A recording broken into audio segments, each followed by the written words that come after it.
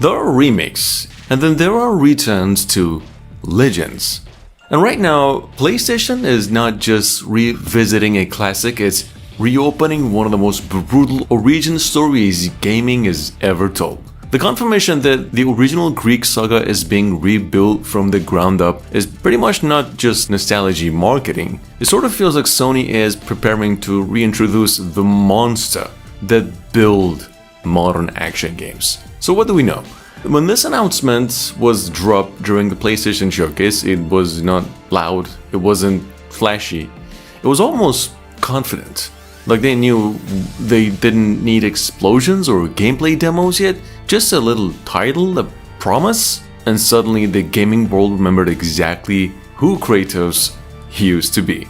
Because before the quiet father figure, before the Norse mythology and emotional storytelling, there was rage, pure, mythological, world-ending rage.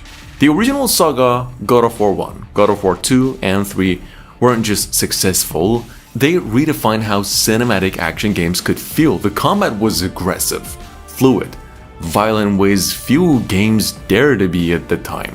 Every fight felt like survival wrapped inside spectacle, and for a generation of players, it became the gold standard for brutal fantasy storytelling. Now, over 15 years later, that entire legacy apparently is being rebuilt, and the most fascinating part is that we barely knew anything. The project is confirmed to be in early development by Santa Monica Studio, meaning what we're seeing right now is not even marketing hype, it's foundation laying, which actually makes this remake more interesting because it suggests this is not a texture upgrade or a frame rate boost. This feels like a philosophical almost remake. Because let's be honest, the original trilogy was something legendary, but it was also a product of its time. The way it handled female characters, the shock value brutality, the pure revenge-driven storytelling. Some of it hasn't aged gracefully, and the modern God of War era proved something important, which is Kratos can evolve. When God of War launched, it didn't erase the past. It reframed it, you see, it turned Kratos from a symbol of rage into a symbol of consequence. And when God of War Ragnarok expanded this story, it proved players were ready for something deeper, something heavier, something more human. So the Trilogy Remake sits in a strange, powerful position right now. It has to honor the chaos of the original games while existing in a franchise that has matured sort of dramatically. And that is not easy. I mean, by no means it is easy.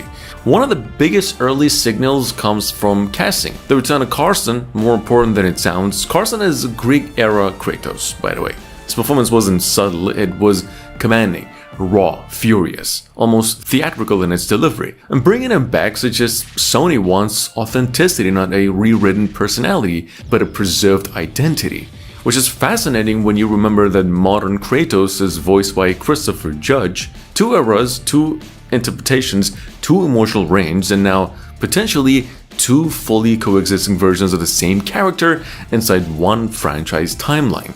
That alone opens insane narrative possibilities. Now let's talk scale. If this is truly a remake and not a remaster, then the question becomes, how far do they go? Do they rebuild Greece with modern open zone exploration? Do they expand story content?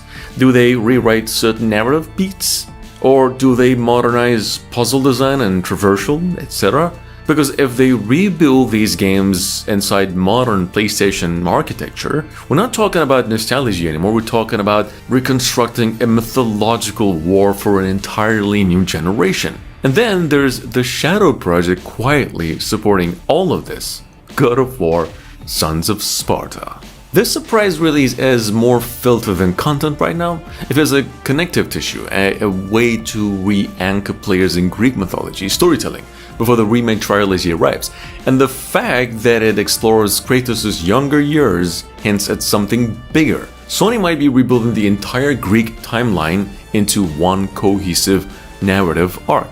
Imagine that. Instead of three separate classic games, imagine one unified mythological saga. seamless storytelling, expanded character arcs, deeper political tension between the gods, more emotional build-up before Kratos' ultimate war against Olympus. That's remake potential, but there's also risk. Because the original trilogy was unapologetic, it didn't care about moral nuance, it was about vengeance, pure and simple. If the remake sanitizes that too much, it risks losing the identity that made those games legendary in the first place. But if it keeps everything exactly the same, it risks feeling outdated. The perfect remake lives somewhere in the middle. Now, here's where speculation gets interesting with it. If this trilogy is being rebuilt for modern hardware, combat will likely evolve dramatically. The old combo-driven system was revolutionary back then, of course. Modern players expect weight, impact, environmental interactions, and tactical variety.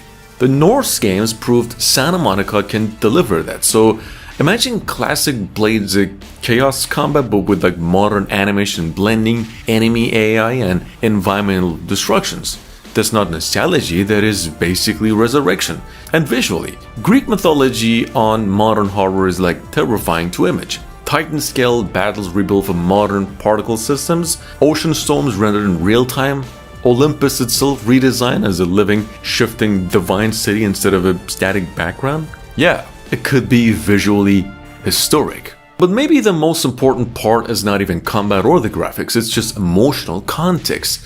Because players now know where Kratos sins up. They know the father, the regret, the silence, the restraint. So roleplaying the Greek saga through that lens could transform how players experience the game. Every violent decision becomes foreshadowing, every betrayal becomes inevitable tragedy, every victory feels hollow because we know the cost already.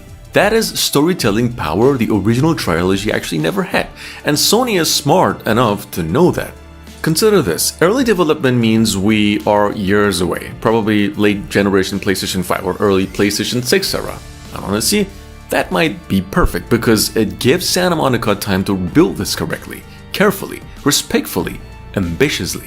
Because this isn't just 3 games, this is the foundation of one of the PlayStation's most important franchises. And if done right, this remake trilogy won't just remind players why God of War mattered. It will remind the industry why mythological storytelling still works, why larger-than-life characters still resonate, why revenge stories still hit when they're grounded in emotion, why Kratos, despite everything he's done, still feels human.